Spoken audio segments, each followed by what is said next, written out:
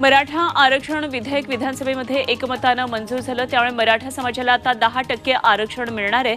मराठा समाजाला कायद्यात टिकणार हे आरक्षण मिळेल अशी ग्वाही मुख्यमंत्री एकनाथ शिंदेंनी दिली। तसंच या आरक्षणामुळे ओबीसींवर अन्याय होणार नाही असंही त्यांनी स्पष्ट केलं। दिलेल्या आश्वासनाची पूर्तता केल्याचं समाधान असल्याचं ते म्हणाले।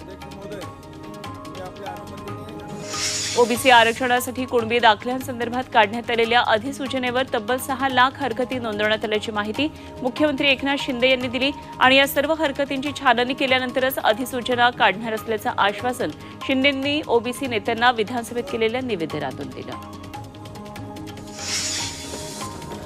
राज्याच्या मराठा लोकसंख्या 28% असताना सरकारनं 10% आरक्षण कसं दिलं असा प्रश्न आमदार रोहित पवारांनी केला।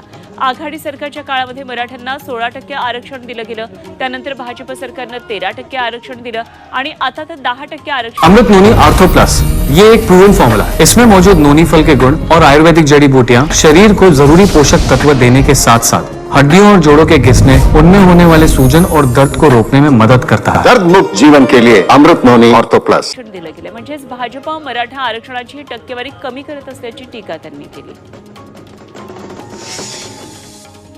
लोकसभा निवडणुकीत मतं घेण्यासाठी सरकारनं फसवणूक केल्याचा गंभीर आरोप विरोधी पक्षनेते विजय वडेट्टीवार यांनी केला।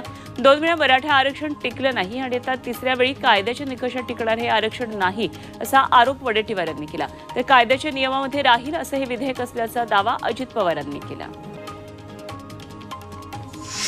मराठा आरक्षणासाठी गेल्या महिन्यामध्ये गुलाल उधळला होता, मात्र फसवणूक झाल्याचं नंतर स्पष्ट झालं।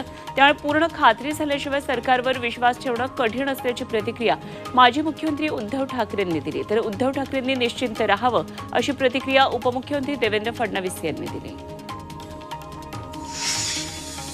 निवडणुकीच्या तोंडावर मराठा समाजाच्या तोंडाला पानं पुसण्याचं काम सुरू असल्याची प्रतिक्रिया राज ठाकरे यांनी दिली आहे। मराठा विधेयक मंजूर झाल्याचा आनंद आहे, मात्र समाजानं जागरूक राहावं असा इशारा त्यांनी दिला।